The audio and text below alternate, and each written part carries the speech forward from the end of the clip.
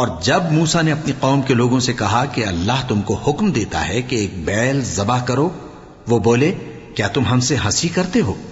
موسیٰ نے کہا کہ میں اللہ کی پناہ مانگتا ہوں کہ نادان بنوں۔ انہوں نے کہا کہ اپنے پروردگار سے التجا کیجئے کہ وہ ہمیں یہ بتائے کہ وہ بیل کس طرح کا ہو۔ موسیٰ نے کہا پروردگار فرماتا ہے کہ وہ بیل نہ تو بوڑھا ہو اور نہ بچڑا، بلکہ ان کے درمیان یعنی جوان ہو، سو جیسا تم کو حکم دیا گیا ہے ویسا کرو۔ انہوں نے کہا اپنے پروردگار سے درخواست کیجئے کہ ہم کو یہ بھی بتا دے کہ اس کا رنگ کیسا ہو۔ موسیٰ نے کہا پروردگار فرماتا ہے کہ اس کا رنگ گہرا زرد ہو کہ دیکھنے والوں کے دل کو خوش کر دیتا ہو۔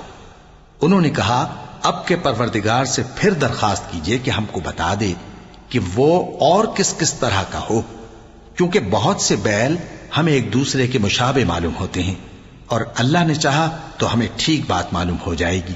موسیٰ نے کہا کہ اللہ فرماتا ہے کہ وہ بیل کام میں لگا ہوا نہ ہو، نہ تو زمین جوتتا ہو اور نہ کھیتی کو پانی دیتا ہو، بے عیب ہو، اس میں کسی طرح کا داغ نہ ہو۔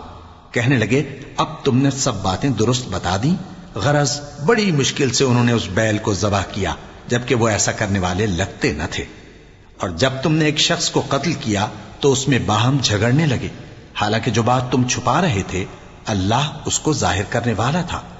چنانچہ ہم نے کہا کہ اس بیل کا کوئی سا ٹکڑا مقتول کو مارو، اس طرح اللہ مردوں کو زندہ کرتا ہے اور تم کو اپنی قدرت کی نشانیاں دکھاتا ہے تاکہ تم سمجھو۔ پھر اس کے بعد تمہارے دل سخت ہو گئے، گویا وہ پتھر ہیں یا ان سے بھی زیادہ سخت۔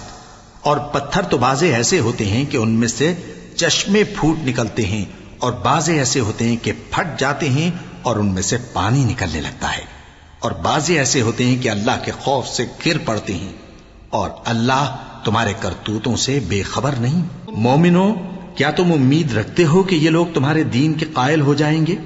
حالانکہ ان میں سے کچھ لوگ کلام اللہ یعنی تورات کو سنتے، پھر اس کے سمجھ لینے کے بعد اس کو جان بوجھ کر بدل دیتے رہے ہیں۔